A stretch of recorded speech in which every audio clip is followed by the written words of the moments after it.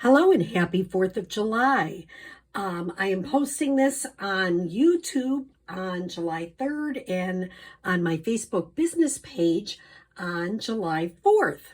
So I hope you have a wonderful 4th of July. My name is Nancy Burt-Preece. I'm an independent Stampin' Up! Demonstrator.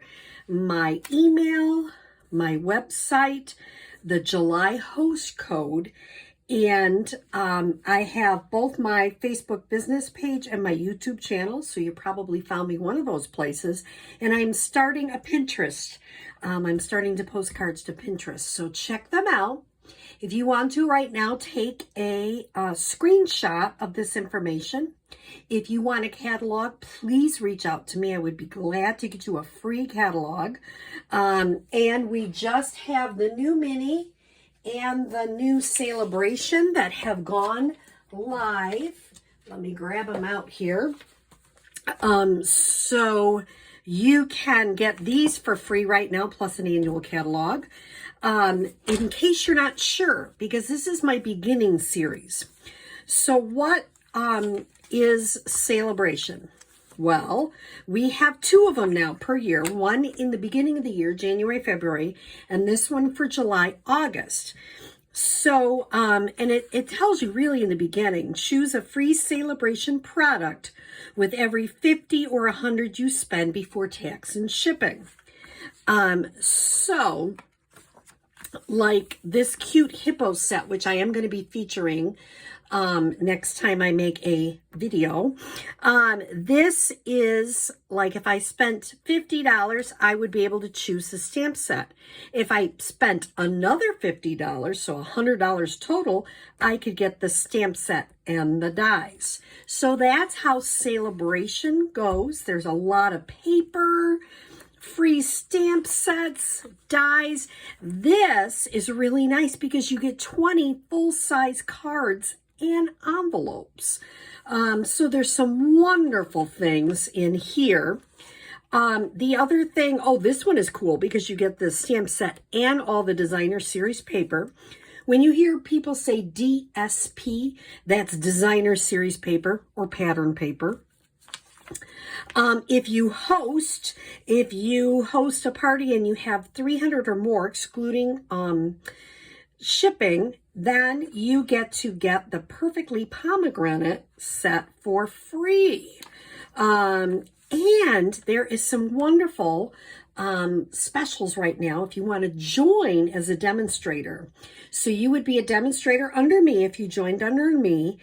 And what does that mean? You spend $99, you get $125 in free product, and you get this Making Plans stamp set. And if you look at the Making Plans collection over here, you get the planner, the notebook, and the stamp set. So it's really, really neat, and you get that for free. So $99, and you get $125 in product that you get to choose. They don't tell you what to purchase. And you get this Making Plans collection. Now, there is some things that'll come in your kit, like some catalogs and business things that will come, but you get to pick out the product, which is really exciting. So, if you're a member of my team, I have monthly Zoom meetings. We have specials. We do swaps. We do all sorts of fun things. So I'm hoping you would consider that. If you go on my website, there's a little tab and you can join. So what did I want to share with you today? So this is the first in my beginner series, and I am using the Stampin' Up! Trimmer. And that is, I should have gotten that out. I always say that every time. Oh, by the way, if you look at the back of the catalog on page 183, it gives you some accessories. And it's really handy because you can find a lot of things in the back if you're looking for them. Like, where do I look for this? So I'm going to look on page 155 because it said cutting and scoring tools. And guess what? Here's where I find the paper trimmer. It's $25. Now, you don't have to get it from Stampin' Up! I'm just showing you the Stampin' Up! One, but there are a lot of other good paper trimmers. But I would get a nice paper trimmer because it really helps when you are starting as a stamper. So this one has an arm that will come out like this and make it longer. It extends all the way out to 17 inches, which is great. Especially if you have like 12 by 12 paper, that's really handy, but I'm going to move it in for our purposes today. So you have two blades. This is the dark blade, which is the cutting blade. The lighter blade is the scoring blade. A friend of mine, Missy, always says, park the dark if you're trying to score it so that you don't end up cutting it. The blades, you can get replacement blades. I like this paper trimmer. Some people, I tend to trim this way. Some people do it opposite. It's just a personal preference. But I like this one because not only does it have 1/8 of an inch, but it has 16 inches too. So I want to make a card, a basic card. What would I do? Well, I would move the dark down, and I'm going to take a piece of our cardstock, which is 8.5 by 11, and I want to cut it in half. So I have two options. I can cut it the long way, and you notice I'm lining it up at the top and the bottom at 4 1/4. And then I get two cards that are 4 1/4 long by 11, or I can cut it at 5 1/2, lining that up, and I still get two cards. It just depends on which way you want. I'm going to do two of them so you can see how it orients. So I'm going to use the dark blade. I just push it up, and it cuts beautifully. So I get two cards that are 5 1/2 by 8 1/2. If I want to score it, I'm going to park the dark, and I'm going to come up to 4 1/4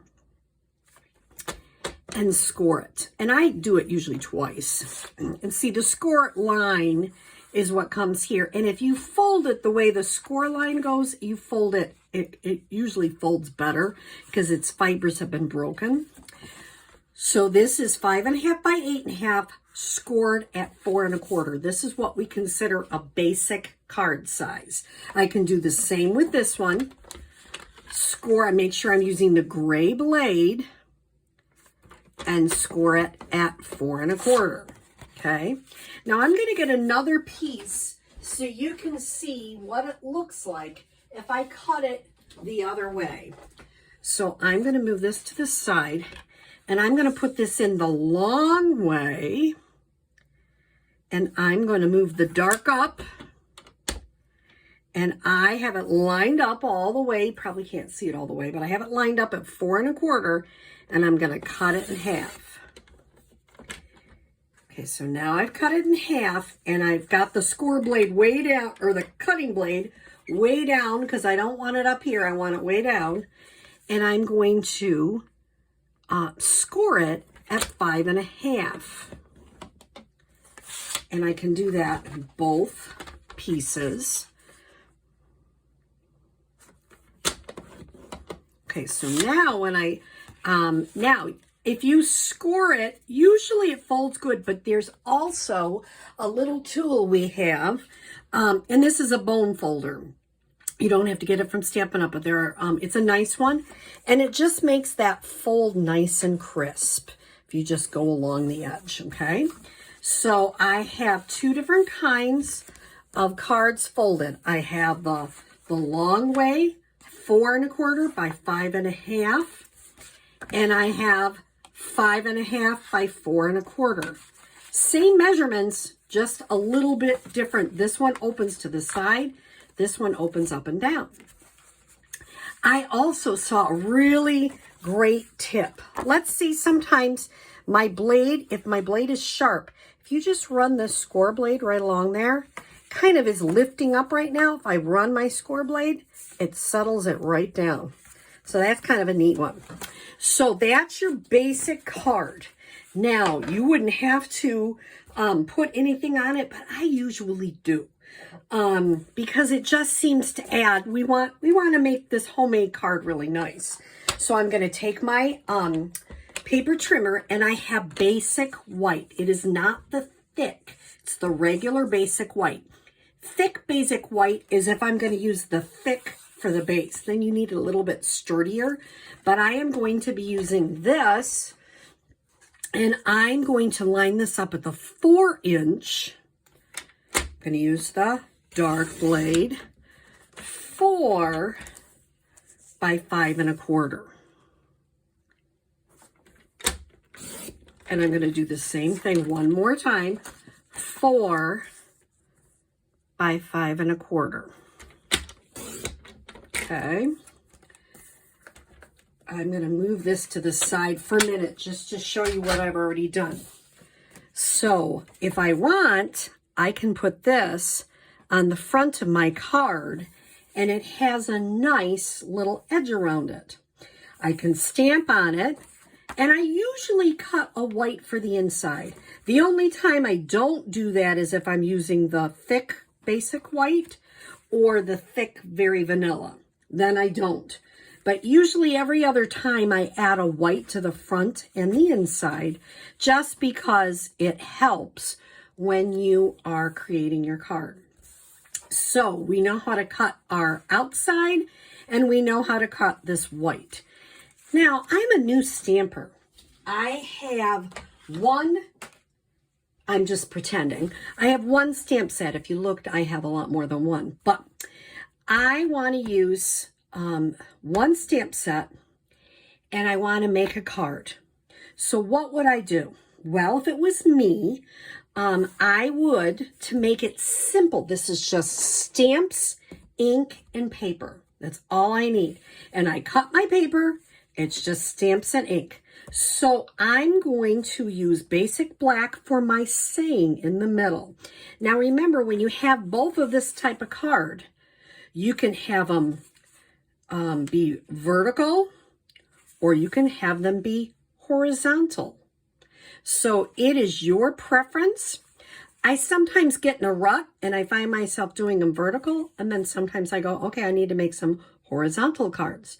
There is no rhyme or reason. This is creating, which is fun. So I think I'm going to make this horizontal, because you notice I tend to immediately go right to the vertical. I don't know about you, but I need a lot of "you're on my mind." Just to tell people I'm thinking about you. I know you're going through a hard time, whatever it may be. Now, this is a cling stamp. So what that means is I have a few that I haven't actually used yet, and I might actually show you how to do that. But I put the adhesive on it, and it's a cling stamp. You do not want to leave that on your clear block too long. If you do, it's going to be hard to get it off. Let me mount one for you so you can see how to do that. So I'm going to use this one, which I have not mounted yet. And I'm going to take this and move it to the side so I can show you what I mean. So when you get your cling stamp, it's going to come like this, and all the stamps are going to be on a red rubber like this. Okay. What you need to do is peel this part back, and you can, I don't know if you can see it, but there's a little line here where I can adhere this cling part to my stamp. Now, some people don't adhere it because they don't prefer the cling. I do, because I often use my stamps with my customers, and it's just easier for them to see what it is. So I'm going to put it down as close as I can. If it's not perfect, it's okay. And that adheres to the back. Now, I do this. Not everybody does this. I have an old pair of scissors. They're craft and rubber scissors from Stampin' Up. And I just go around and do a little bit of trim. Because when you're stamping, you don't want a ton of extra lines on it. At least I don't. That drives me nuts. Sometimes people are a little nitpicky. That is mine. I don't like that. I can't, if there's a line on there, I'll redo it. The other thing to remember is when you're using these products, especially the paper, sometimes people will come to a class and say, oh, I made a mistake. I need more paper. Well, sometimes I always say, okay, I made a mistake on this side, turn it over. That's the first thing. Second thing is, is it a total mistake where we can't fix it, or what can we do about it? Because sometimes you can fix it in a very creative way. And sometimes some of my mistakes have turned out to be some of my favorite cards. So I love, once again, my upline always says there's no mistakes in stamping, only opportunities. And it sounds trite, but it's so true. Okay, what can we do? How can we fix that? I have done all sorts of stuff with people. The other thing is, if you've spent a lot of time on something and then you drop something on the front of your card and you mess it up, we'll try to figure that out, because that's kind of icky. Okay, so now you notice it maybe doesn't look as beautiful, but it is good because it is all trimmed. If you look in the catalog, if you've got cling stamps or photopolymer, you will need blocks. I got a big block for this one, so we know. But now you know how to trim that. It's not hard. And like I say, you wouldn't have to use the craft and rubber scissors to trim around it. I do, because I like it to have, I don't like a lot of extra edges. And I will always test it on my scrap paper. So let's just start with this. I'm going to test this. So I'm going to ink it up. I kind of ink it up really good. And use grid paper. If you actually have some, use it to line it up. Okay, that's looking pretty good. I have quite a cushion here, but they do suggest you have a little bit of cushion under your stamp. You can use an old, magazine or whatever. A cushion really does help. So I'm going to put You're on My Mind. I push it down and I pick it straight up. I'm going to use an example here on my scrap paper. If I rock it like that, that one didn't, but sometimes you get lines. So you don't want to rock it. You want to push it down and pick it straight up. Now I'm going to show you, I also have a chamois here. Those are involved. You can use baby wipes. You can use a paper towel. Eventually, you're going to want to get a chamois, and that one's kind of dry. I'm going to have to get one that's not quite so dry, because they are really great to get the ink off. Okay, there we go. Now, I only have one color. What do? I only have Parakeet Party. How can I make an interesting card? Well, you can. Here's the fun part about this. You can use full strength. So I'm going to use some full strength. And remember, you want to go artfully off the edge. That took me forever in the beginning. I did not want to go artfully off the edge. I wanted to make sure it all fit in there beautifully. Now, if there's a little boo-boo, don't worry. And see, as I clean this, I'm going to need to cut that off a little bit, because that left a little line, and I don't like that. I might do like that. Okay, now, our eye likes groups of 3, just in case you're wondering. So for some reason, our eye likes groups of 3 odd numbers, basically. I love this splotch. Now I need it to be lighter. So I'm going to stamp it in the ink pad and off on my paper. And I have almost like a different look. So I have one ink pad.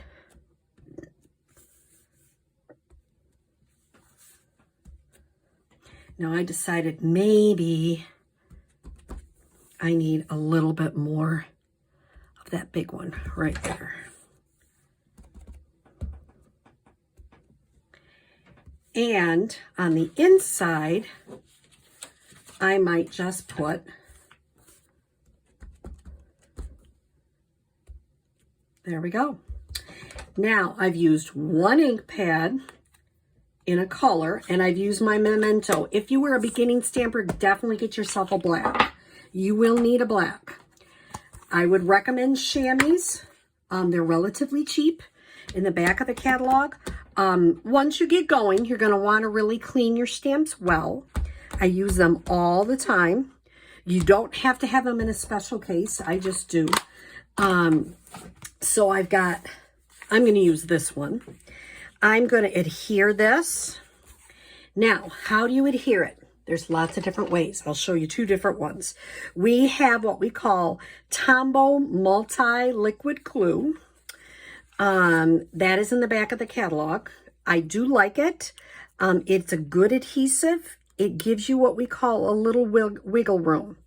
So if you put it on incorrectly, you can move it around. And it's great for beginning stampers.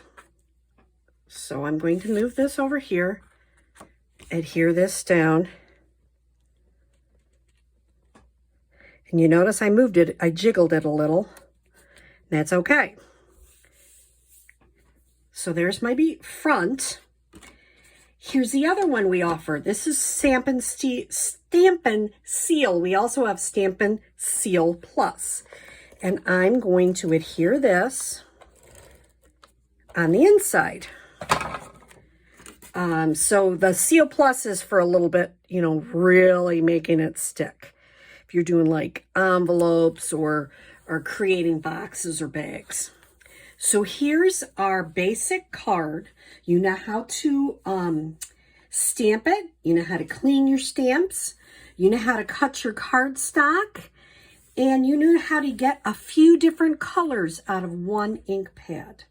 So I hope you join me again next Monday as I show you some more tips for beginning stampers. Have a wonderful 4th with your family. Thank you.